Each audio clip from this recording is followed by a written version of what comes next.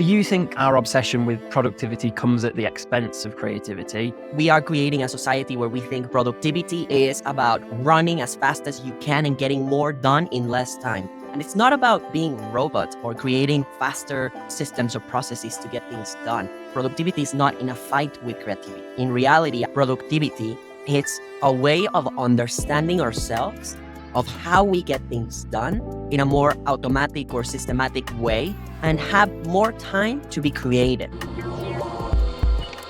Okay, so the world is obsessed with productivity, and as creatives, we often feel pressured to work quicker, to work longer, or to focus on quantity over quality. And it just leads to trying to meet difficult deadlines. But what does that do to our creativity and the quality of work? And is this distorted view of what productivity is leading us to burnout? So that's why today we are talking to Josh Hernandez, and we're going to hit this subject of productivity and creativity.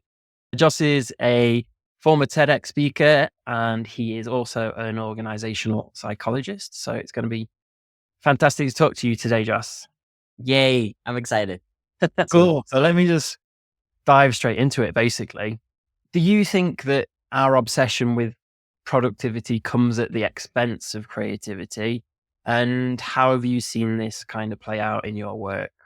Okay, so I think the problem is not the fight that we have within productivity and creativity. I think it's the meaning that we put into these concepts. We are creating a society where we think productivity is about running as fast as you can and getting more done in less time.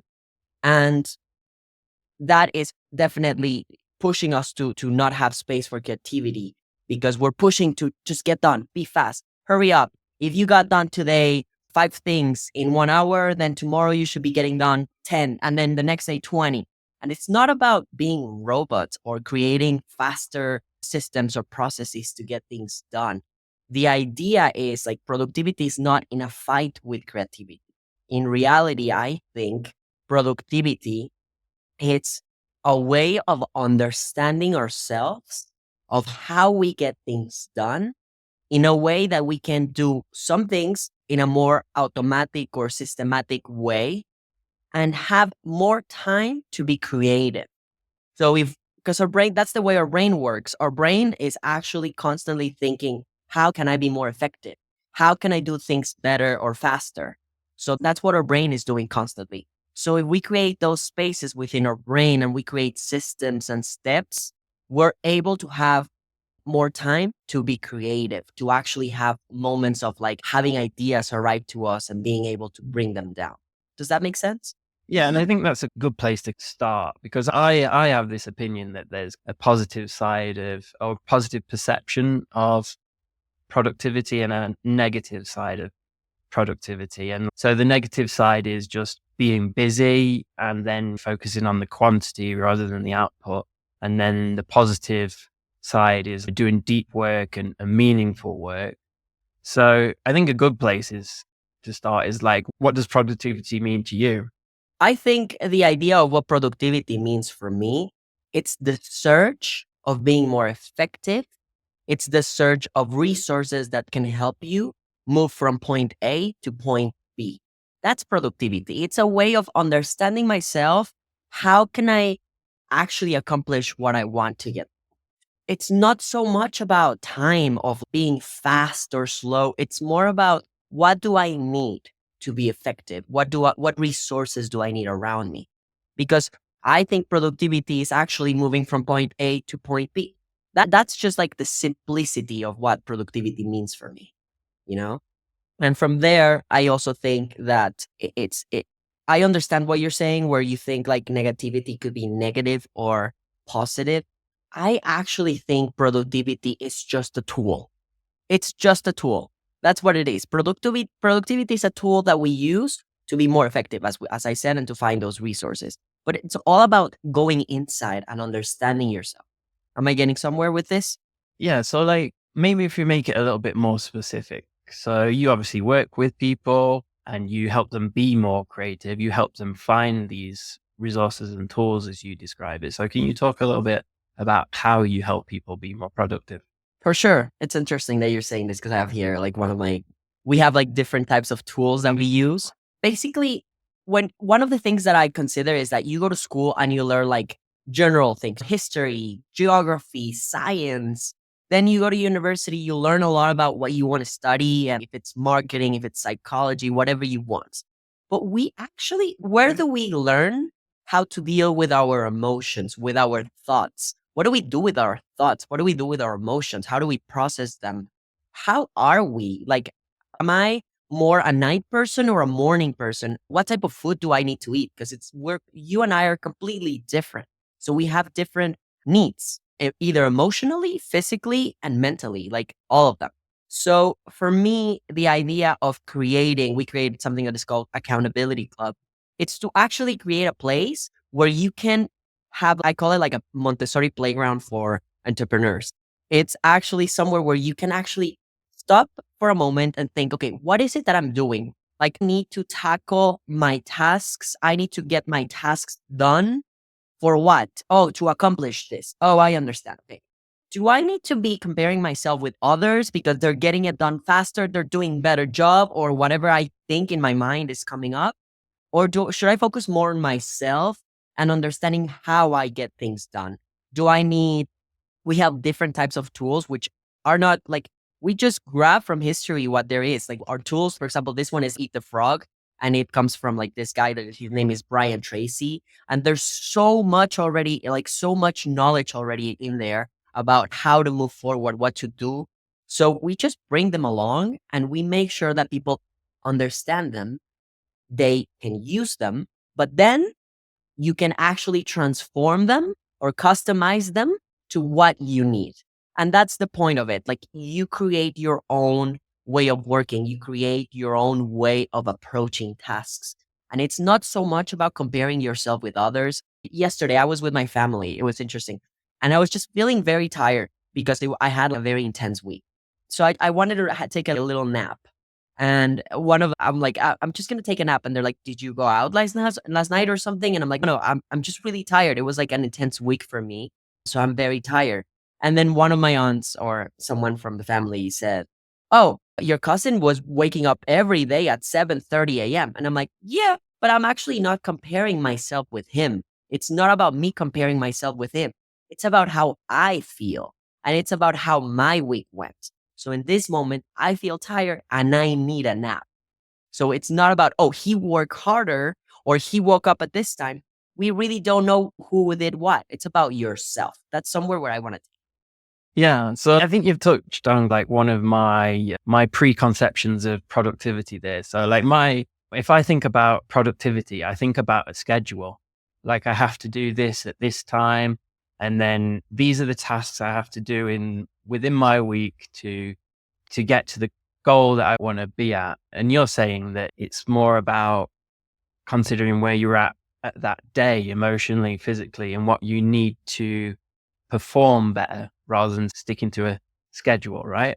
Mhm. I do. I am a big believer of, for example, me. I am thin. So since I am thin, I have less mass. So I'm very cold. Like normally I'm cold. So in the winter, I feel I am less productive because I am very cold. So that freezes me a little bit. I'm like I lack of movement. My hands are cold, so I can't move so my hands. It's about understanding yourself. And then I understand, okay, maybe in the winter time in that semester, I think I'm gonna be a little bit less faster within my movements. And then in the summer, I feel I am faster. I wake up earlier because I like the idea of waking up because I'm already hot. So I'm like, okay, let's do it. And I'm able to work earlier.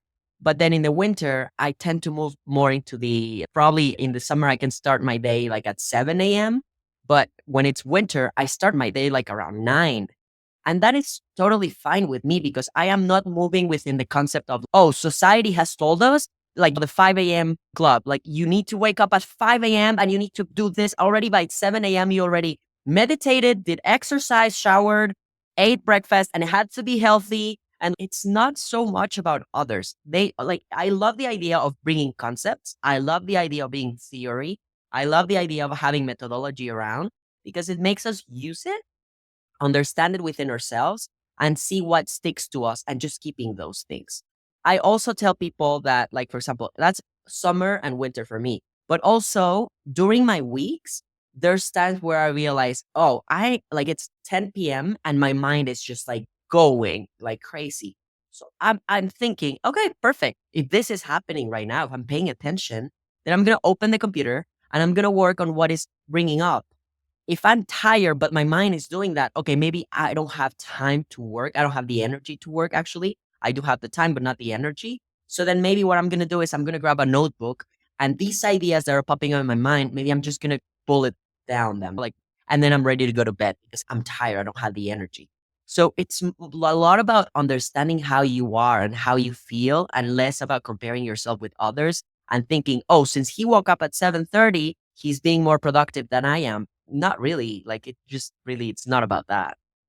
That's great. There's a lot to unpack in what you said there, but I like to highlight this idea about seasonality. Like you were saying, how there's different moods for different seasons, but like also shrinking that down to the week as well. There's different times within the week when you have like higher energy and lower energy, and noticing that's a great way to be productive. Yeah. I always tell people, if you want to move forward with what you're doing, do every day, do something, even if it's just a tiny task, but do something every day, even a little bit. Why even a little bit? Because it really depends on how you are. Like maybe you had a crazy weekend, which is fine because that's life. Also, that's life. It's not about, you have to enjoy also the moment of life. Or maybe you had this morning, your family had a breakfast and you wanted to go, so you went. So maybe, or maybe you're feeling sick. There's so many things around you every day. So it's more about how are you feeling and it not so much pushing yourself to, oh my God, I need to be sitting down right now working, and you open your computer and there's nothing there. Like you're just blank. You don't have anything, but you're pushing yourself and you're like, I have to do, I have to do. And then you have 2 hours where you did nothing, only fought in your mind with yourself, pushing yourself to do, and you didn't do anything. And then afterwards you are tired because you were fighting internally with your emotions. And then at the end of the day, you're like fighting even harder because you're like, I can't believe it. I didn't do anything, but I sat down there and it's just crazy. Then you go to bed. So in psychology, we always think things about you're never the same. Like every day, it's a new opportunity to do something different, to pay attention to yourself. So it's about episodes. It's about how you're feeling. It's about how you're moving forward. So if tonight you go to sleep thinking, I didn't do anything today. I am. So if you didn't do anything today, then we take it to that's how we are. That's our identity. I am a total failure. I'm a loser. I can't believe it. So then you wake up the next day and you're like, oh, why do I even bother? Are you keeping that up, or are you going to sleep and you're waking up and you're thinking, this is a new day. It could be completely different for me. So it's more about, instead of taking it to your identity, it's okay, if right now in this moment, in this time, I wasn't able to be productive, what do I need? What is it that I need? Do I need to go take a walk? Do I go need to eat something? Do I need water? Should I be hanging out with someone? I need something more social. What is it that you need in this moment? And then in that moment, you're doing what you need, and then you're moving forward, and then you're paying attention, you're communicating within your body and your mind. And that's helping you because then you're not taking it as an identity. You're not who you are, not what you do. You are what you do, but you're not what you do in that moment. If you're thinking about that's bad or good or bad or good, or I'm fighting with myself. I think these are like kind of themes that creatives can relate to a lot because, you know, sometimes you sit down to do the creative work and you can't do it. And then you start judging yourself. And there's a term like imposter syndrome. It's not specific to the creative industry, but like in the creative industry, we often look at others' work and we see how good it is and we compare ourselves to that. And then we sit down and the work, like you say, doesn't arrive and people can start judging themselves. So then that's how we bring it back to productivity. It's a tool. It's a tool for you to stop being in your mind. That's what I'm thinking. If you're fighting in your mind, if you're pushing yourself to do something, then productivity is so much within productivity. There's so many authors getting things done. There's so many tools that you can use. And basically what that helps you is to bring you down, bring you out of your mind, and actually delivering, getting something done, that's the thing. Sometimes since we want to move fast, we want to create something already. And we want to make sure that the job that we do on the first time, it's exactly the ending result. And it's not about that. It's never about that. It's also about enjoying the process. And we don't enjoy the process. We just want to get it done. And then when you get it done, you're like, okay, that's it. Okay, what do I do next? And I enjoy so much processes. I enjoy really sitting down and paying attention. Okay, this works, this doesn't work. We recently worked with like this team that they do speed dating events and parties for like single people.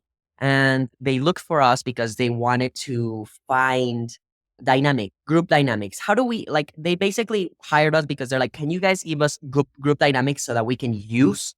And in my mind, I said, yes, I could definitely do that. But then you're going to depend on me because I'm not helping you understand how to develop in your mind new dynamics, new group dynamics.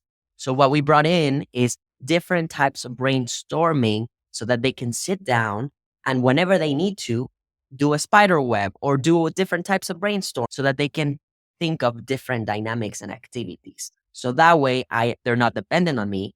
They're learning from me, but then afterwards they know that they can do by themselves. Anybody can do it by themselves. So that's productivity, finding the tools for you to get you out of that resistance, out of that blockage, out of that, oh, I'm terrible. This is not me. I can't believe it. And starting to get something out of you, like actually delivering. Let's pick up on one little thread from that then. If we talk about processes, the creative process isn't normally linear.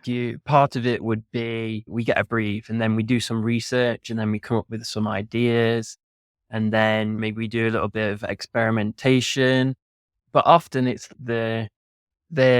often the rest period in between research and ideation and thinking that is when you have the breakthrough, when you allow the subconscious to work on a problem. So like, how can we like productively schedule this creative process? Is that possible? I think so. But this is the way that I work. So I'm going to use my personal example. This doesn't mean that it will work for everybody. We all have different ways. The way that I would do it, because I like systems. I am organized. My mind is very structured. So since I have that tendency, like that personality, my way of doing it is first reading what methodology or what ways work. And I like trying them out, like tools that I like trying them out. Like, for example, the spider webs. So you start with a main concept and then you add other thoughts that it brings you to your mind, that like that main concept. And then you add more. And then from there, I start getting across and being like, oh, this is interesting. But also I understand that for me, I cannot write in that moment because I'm thinking. So I need systems where either I record myself or I have somebody writing. Meanwhile, I'm thinking because that's what I need. If I start thinking and then writing immediately, I start judging.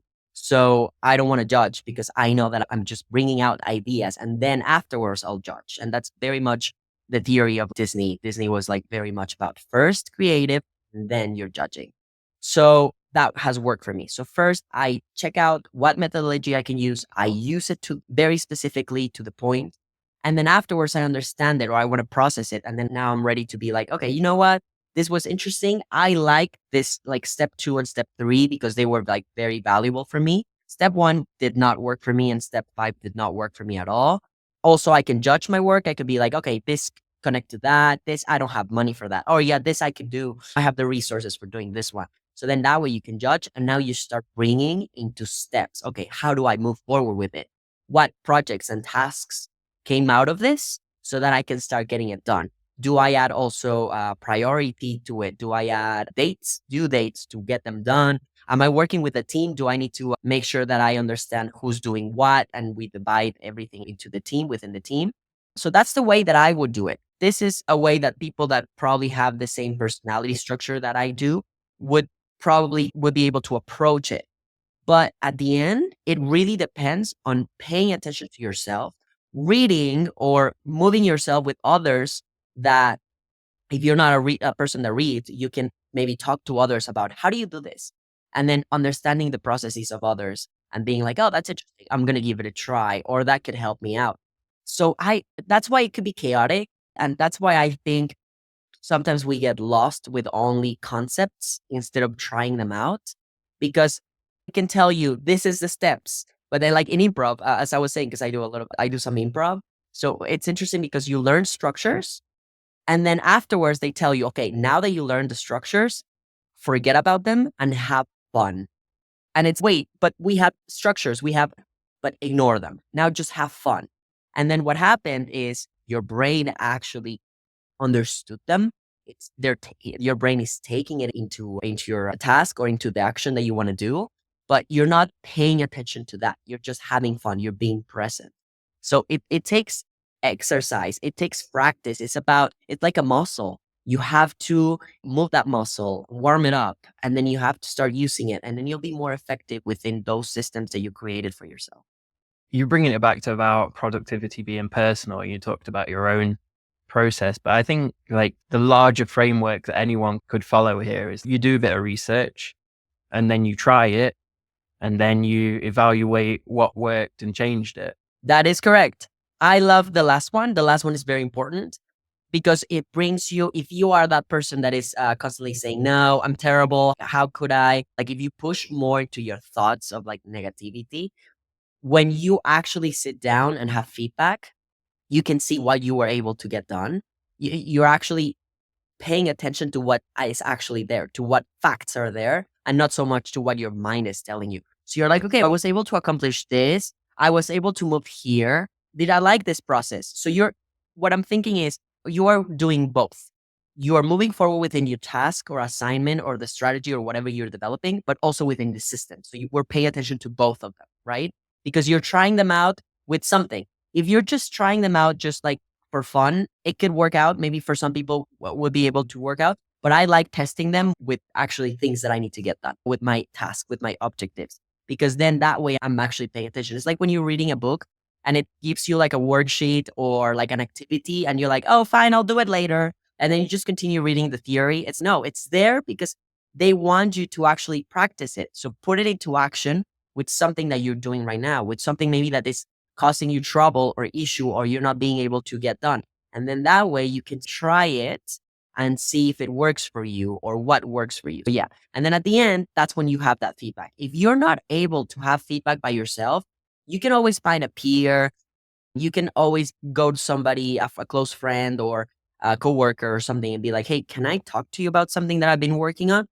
And sometimes we think that if we just have it in our minds, we're moving forward, but actually talking about it or writing it, it makes you process information in a whole different way. It makes you actually to put it in different way of thinking. So you can sit with somebody and being like, okay, I'm going to talk to you about something that I did this and I added this type of assignments and I was able to deliver this. So you're paying attention to it, you're listening, and then the other person is asking questions. So it's a lot about where do you want to take it to? I always start with an objective. My task, anything that I do, my blank page, I start objective. And then in bullets, what do I want to accomplish? What do I want to get done? And then from there, ideas arrive. And then from those, I create a draft of my ideas. And then from there, I start pushing it forward. And then afterwards, like when I have something, a concept, I do use AI. I love using AI. And I like putting AI to actually debate my work, being like, okay, this is what I have. Work, you're going to be an organizational psychologist. I want you to actually tell me critique my work. Like right now, judge my work. Tell me, what do you think? So it brings out some points. Obviously, some points are fantastic and I take them into consideration. Some points I'm like, nah, I'm not trying to take my work that way, but thank you anyway for that. So that's about how I do it. That's super interesting. Like it's something that I've found lately. A lot of times, like we're thinking in our heads and stuff, but you're saying that like when you talk to someone or you write it down, you process it in a different way. And even if you don't have a person, that could be AI. Exactly. That could be AI. If you don't have any other person, that could be AI for sure. Yeah, I agree. And also, I like to bring a book into the conversation if someone wants to check it out. That book, a cousin of mine presented that book to me and then I used it and I'm like, oh, that changed my mind completely. It's called Cognitive Productivity, Using Knowledge to Become More Effective, to become profoundly effective. So it's from this guy. His name is Luc P. Baudouin. It's like Beaudouin. He brings the concept. He's a psychiatrist. Fantastic. He tells you about there's so much knowledge out there, how to actually dive into knowledge and make sure you become a master in what you're reading or what you're like going through. So for me, the way that he changed my perspective is about reading books. We normally think we need to read books from the beginning to the end, and you have to read the entire book. Like his approach. His approach is go to the table of content. First, go through all the diagrams, pictures, get a general idea of what you're reading. And then after that, go through the table of content and start with where you want to really start. If it's chapter 8, read chapter 8. That's where you want to approach it. And then move forward with other chapters of the book. And you don't have to read the entire book because you're getting information from what you need. And then he tells you about delving and mastering, like writing it down, create concept, understand, like there's so much more. But that's something that I took from him. And it's amazing because then he tells you maybe you don't need to read chapter 1, chapter 3, or chapter 9 right now. But maybe when you move forward, you'll get back, like in 2 years, 3 years, you'll get back to those chapters because now they're important for you. Maybe now you do want to delve into what is going there. So I like his approach of how to mastering knowledge. That's cool. So you're like following your curiosity and your joy and your passion so that it doesn't, because they're like, I've got books here that are like really thick and you just don't get inspired to finish it. But you're saying you can just dive into the things that instantly attract your attention and then there's less resistance. Yeah. Yeah, because before I used to be, since I have a tendency to be very structured, very, like I do come from full control, but I know that I have worked myself in order to lose control and understand that there's no actual control of anything. But I do come from that idea. So I would start off the book fresh and read from page 1. But I knew that I wanted to get put to, I don't know, chapter 9. And I'm reading at the beginning and I'm like losing track. I'm not understanding. Or maybe I'm like, I really want to get to that point because that point is important for me right now. So then when I read this guy, he's like basically telling me it's okay to do that. You can do that. And I'm like, really? So this brings an example of how, for me, and why I bring the idea of checking out methodology can help you because it's basically methodology or other authors or people that have done research telling you, yes, you can do that. Yes, give it a try. That thing that is appearing in your mind, yes, you're on the right track. Be creative. Get out of your comfort zone. Get out of like those systems that people are telling you to do. It's not another friend of mine. I don't reading, but this year I pushed myself to read and I read already 4 books. And I'm like, okay, what have you learned from those 4 books? And she like took a moment. She's like, I really don't remember. And I'm like, yeah. So it's not about reading faster and reading more books. You can take 1 year reading just 1 book, but it's about actually mastering what you're reading. If it's just going to be a novel, okay, fine. It's a novel. You're having fun with it. That's fantastic. You can have fun with it. You can remember it or not. Really depends. But if you're reading more books that are related to something that like lifelong learning or you want to get something done and you're reading this, it's more about, okay, how do I move forward? And so it tells you to write down, to highlight, to research concepts, to after you write it down, you come with somebody and you tell them what you learned. But in that moment, like you read, you finish reading and you even call somebody or you be like, hey, can I talk to you 5 minutes about what I just read? I read this because we forget what we read. We forget the knowledge that we have. So be productive with what you're learning. That's great. And that's coming back to the concept of being busy versus productive. Like you can be busy and read lots of books, but if you didn't get anything meaning from it, you're not being productive. But you said one other thing that I think is really interesting that I've noticed lately. You said like the author of this book gave you permission. Like you already had this internal desire to dive into it and just read the bits that you wanted. But because someone said it to you, like you have permission to do that now. And I think that's something that humans, correct me if I'm wrong, you're the psychologist, but this is something that we don't really notice about ourselves. We need permission to follow things that excite us. Yeah, that is because we don't really want to listen to ourselves. In reality, I when I did stand up, because I'm also I like performing arts. So one teacher of mine in stand up comedy, he said something very interesting. Try to be your best friend, your best ally, not your worst enemy.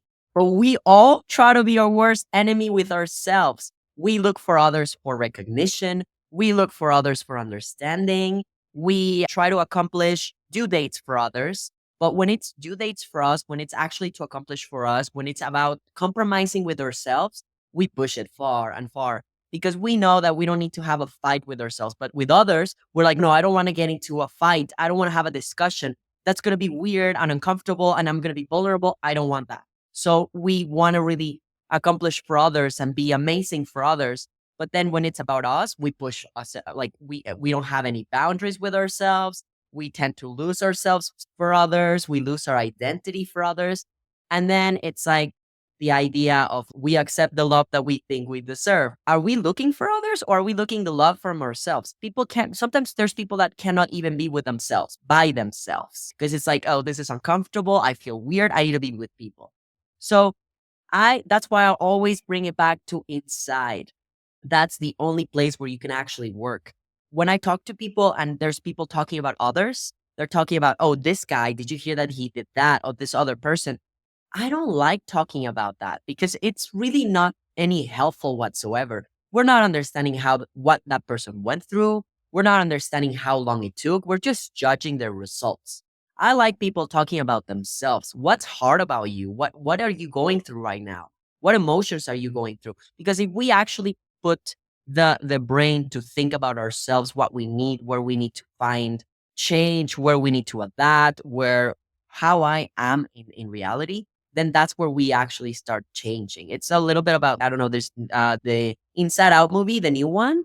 I don't know if you saw it, the belief systems. I love how they brought that along because that is true. There's a belief system and we can be lazy. We can be unproductive. We can be all these things. And that's fine. That's who we are. We cannot fight about it. But then I also spoke to, there's a thing that positive psychology. It's a thing. Martin Seligman, he opened up the idea of positive psychology, which is we study disorders, we study depression, all these things. But who's studying motivation, creativity, happiness, all these other concepts? So intelligence, all these things. So he brought along a team and I met them like 3 weeks ago. And I was talking to one of them and I told him like, hey, listen, I do consulting and I work with organizations and we do focus a lot on problem-based solving.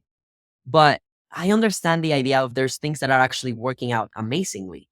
So how do I like move a little bit far from problems and more on like strengths, but also not locking problems in a way that, oh, there's nothing going on there. No, there is. And we do need to look at them. But I do not want to leave them behind, but I also don't want to have them as a main thing and forgetting about the strengths that people have. So he said something very amazingly, and it's been going through my mind for myself and for others recently, which is about the idea of make sure that you are making your strengths better and working on them and changing, adapting, creating things within your strengths so that, yes, the weaknesses are going to be there. For sure, they'll be there because they're part of you.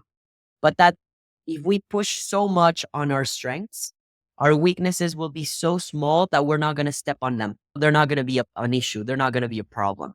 I'm like, oh, that's fascinating. Yeah, that's like a common thing, isn't it? That people, oh, should I like work on my weaknesses and improve them, or should I play to my strengths? And you're saying that you should definitely play to your strengths. Exactly, because you already have them. And then books about like creating habits, which are fantastic. Atomic Habits, a great book, and all these other books about creating habits. But we're always looking what we do not have and trying to create something to have that. But we're not looking at what we actually have and what we actually get done. And that's where productivity comes along. We're being more effective because we actually focus on things that we do and that are amazing and that we have control of them and we enjoy and we thrive doing. So if we use those strengths and we actually focus on those to get things done, fine. The weaknesses will be so small that we're not pushing to create something that we don't have or that we lack of. Yeah, it's really interesting. Like it sounds obvious when you say it. If you focus on your weaknesses and you keep trying to get better at something that's not your natural inclination, then that's quite likely to make you unhappy. But if you follow something that you're good at that obviously brings you joy and happiness, then that's just seems more obvious now you say it out loud. Yeah. And it's also what you're saying. It's easy to listen to it. And probably whoever will listen and watch this podcast, they'll be like, oh, that's fantastic. But my concept is like not to go through the concept and being like, that's fantastic. I like calling it the way of I'm planting a seed in your brain. So the seed is, okay, work on your strengths, but then go to your life and start thinking, what are my strengths? Start paying attention, observe everything about it, because then the next couple of weeks will be all about that. And that's what actually therapy is also about. They bring you tools. You also become aware of things around you. And then you go back to your life and you're paying attention of all those things. So of course, for me, it's a concept and it's something that I've been constantly looking at and appreciating because I like paying attention to myself. And again, if you are looking at it through others, then I don't think you're wasting time because it's okay to look at how others approach it. It's fantastic. But if you're looking at it from your perspective, if you're paying attention that you're looking at that weakness of a person and their strength, because that's something that it's bringing your attention to because it's connected to yourself. What perspective are you looking at through others? It's like a mirror. What is that person showing you that you're not being able to understand within yourself, or you don't want to look at through yourself because you have a resistance of putting it as a first person? You rather put it as a second person because that's going to be easier. That's fine. It's a process.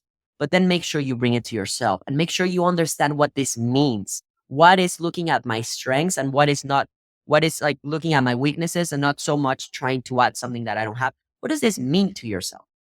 Yeah, this is great. So, like the overarching theme of this, like from what I'm getting from this, is like productivity is very personal. Like it's more about getting to know yourself, basically. So, how does someone get to know themselves better? I think therapy is a great tool. People might be like, no, I don't like going to therapy. I like doing other things like talking to my friends. Okay, that is also good. What I like about therapy is that you have someone that knows how to guide you because they study these things and it's guiding you through empathy and through what it really is there for you. So it's not gonna, if therapists see resistance, they're gonna point it out. They're not here to be like, oh, I don't want to get into a fight with this person. No, their job is to actually put you into the battlefield. But if you talk to friends, that's fantastic. But your friends will have definitely a tendency to limit themselves to not push you maybe so hard. Or some good friends could do that. But at the end, they're putting a line. So there's a professional. I always suggest going to a professional. We have the Accountability Club in Mexico, which we created, which is about coming to this facilitators of organizational psychology, where we put you into we give you what we call triggers for accountability. And we give you a notebook and we give you things. And people go, I didn't know I needed this. I didn't know that this would help me out. Or there's other people that go, oh my gosh, I've been doing this all along and I didn't realize I was doing the right thing. And then they're like, now I'm making peace with myself because I'm actually doing it good, because they think they're not. And they're like, I don't even know what I'm doing.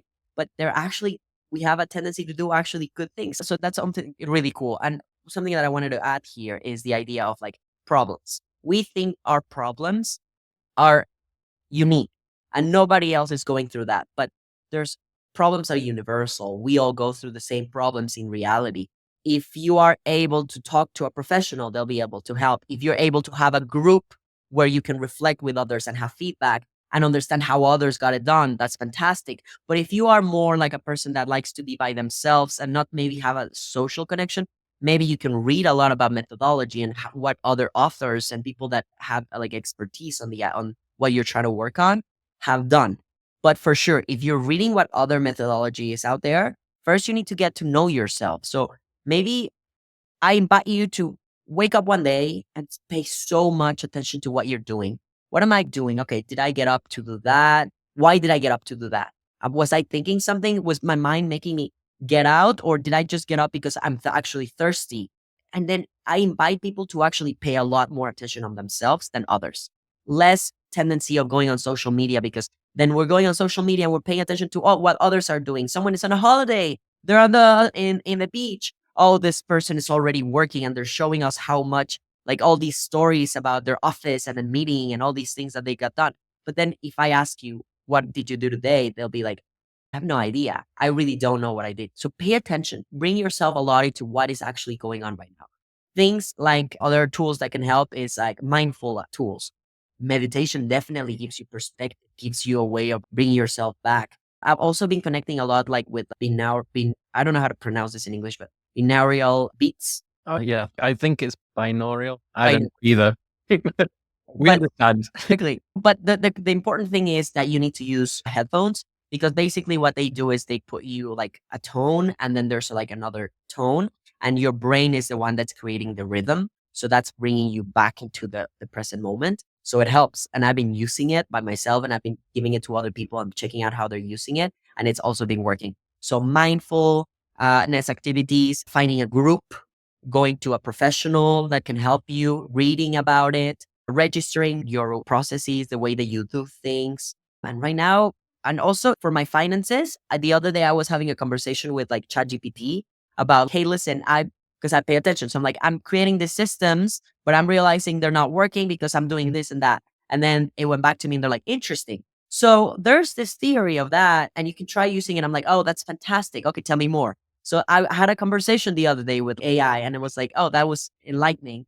It was rich for me, and I'm trying some other things that the AI told me. But I also don't like limiting myself to AI because it's not a person, it's not a human, it doesn't have emotions. So it is very important to also have that social part. Yeah. Yeah, that's cool. As I wanted to change the subject slightly because I want to talk a little bit about burnout and like how this toxic idea of productivity might play into that. Do you think there's a link between kind of productivity and burnout or the toxic side of productivity? Yeah, for sure. Because we think productivity is about getting a lot more things done faster in order to be more productive. Since we have a tendency to look at it from the outside of what others are doing, or we have a tendency of fighting with our brains, basically what we were saying at the beginning of the conversation, where you're fighting with your mind and you're using so much energy just to fight. But then you look at it, you're looking at the document, that document's empty, or you haven't even went into that task. Or you're thinking of the task that you're going to approach and you start getting it done in your brain.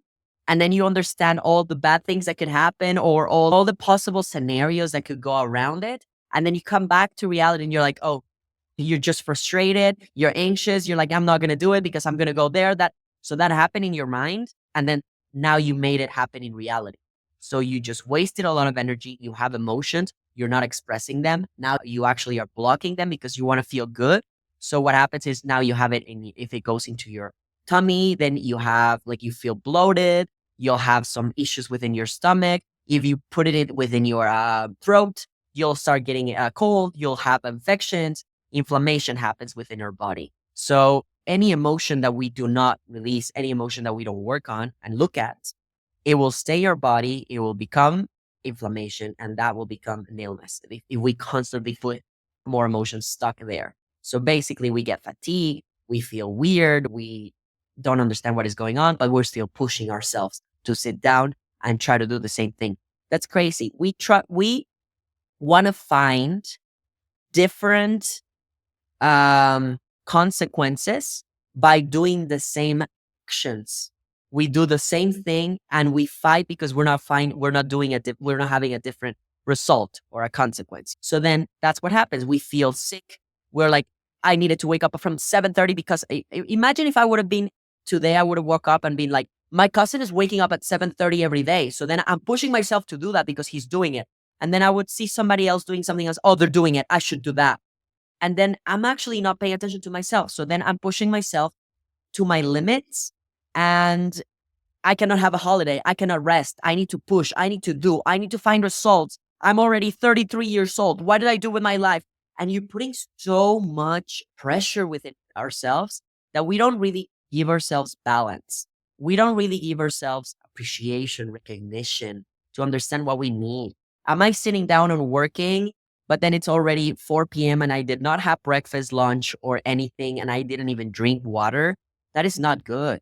That is not productive at all. Yes, maybe you move forward with your task, but the next days you're going to be dehydrated.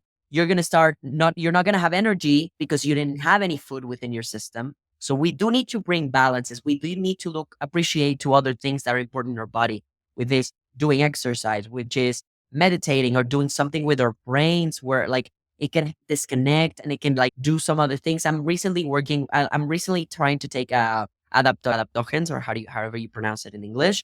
And I was talking to one of the doctors, and she said, yeah, they're good. It's good to use them. So I'm using that. I'm drinking more kombucha. Like I'm bringing those things into my body because I think it's gonna help me and it's gonna make me feel balanced. Also, I take rests. Sometimes I realize it's 2 p.m. and I'm exhausted. Okay, let's take a power nap, a 20-minute power nap. That's fantastic.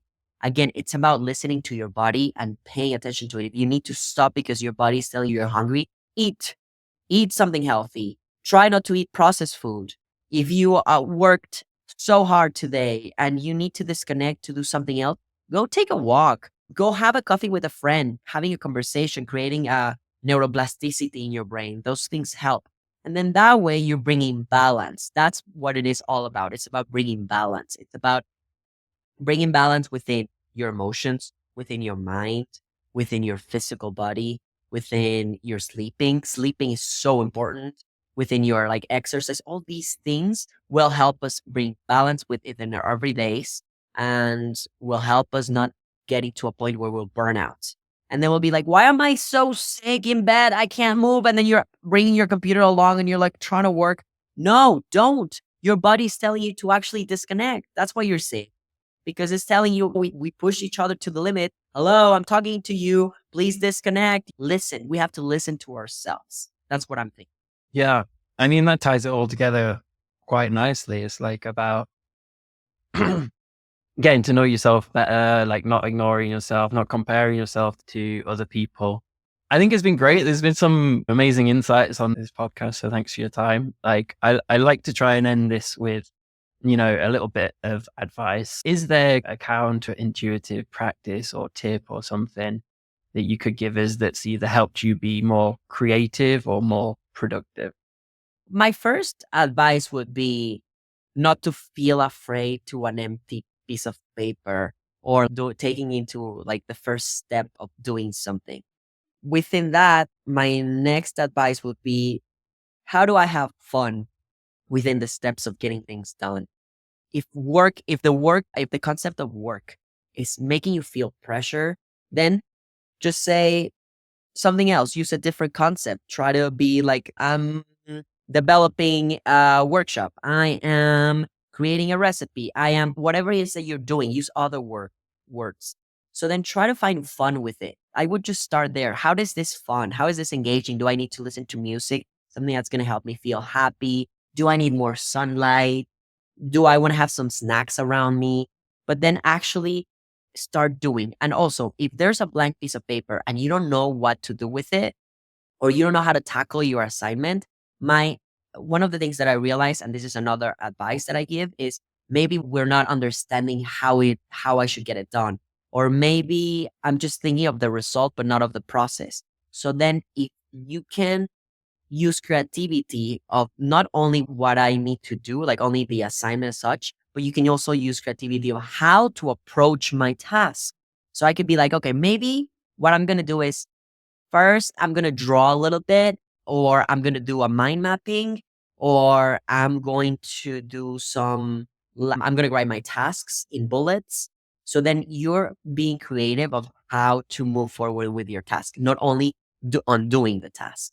And then you can read that, and then you can take a moment, and then like it's all about being in the present moment and having fun. What I'm trying to take it is be in the present moment and have fun. Don't put pressure on yourself. That's not going to take you anywhere.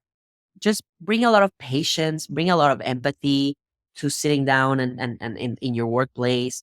If you are working with other people, if you have a boss and they're like, yeah, I would love to do all these things. This looks so romantic. Thank you, Joss. But it's not helping me because my boss is like, he's all about move faster, do faster. There's this book that talks about highly effective people. And there's two circles. I like always pointing it out because it's beautiful. The black circle and the gray circle. The black circle is things that you have control over. And then the gray circle is things that you have influence on. So you do not have control over your boss, but you do have control about your patterns, your beliefs, your actions, your conducts. So what I would suggest is have a one-on-one with your boss and tell them what you want to talk about and be like, hey, listen, I want to talk about the way that I learn. I want to talk about the way that I do things. And I also want to understand how you learn, how you do things. What are your motivations? What are your needs? And I want you to understand mine. And it could be scary because we're like, no, I cannot do that. Yes, you can. You can talk and communicate with others. If you're working together, you can let other people know what are your needs and what motivates you.